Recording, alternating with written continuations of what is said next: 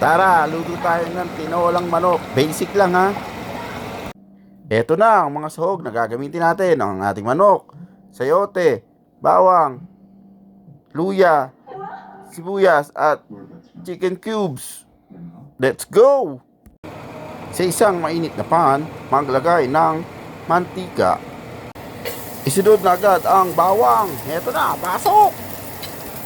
Isunod na agad ang sibuyas. Haya na! Larga! Ayan pa! Tapos, isunod na rin natin ang luya. Pampasarap. Ayan. Kitang-kita. Haluin lamang ng kaunti.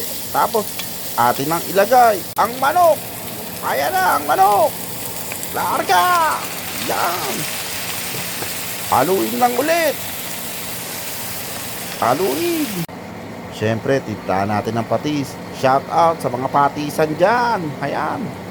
Hindi na natin susukatin yan. Pwede na yan.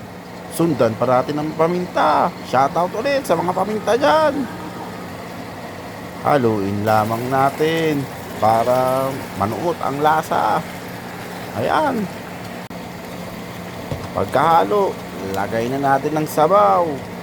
Ayan na. Ayan ang sabaw. Ang sarap niyan.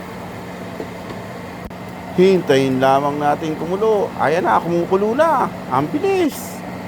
Ilagay na natin ang ating chicken cubes para lalong mas sumarap. Ilagay na rin natin ang sayote. Ayan, yan lang yung gulay namin dito sa States. Kaya wala na kaming ibang mailagay. Pwede na yan.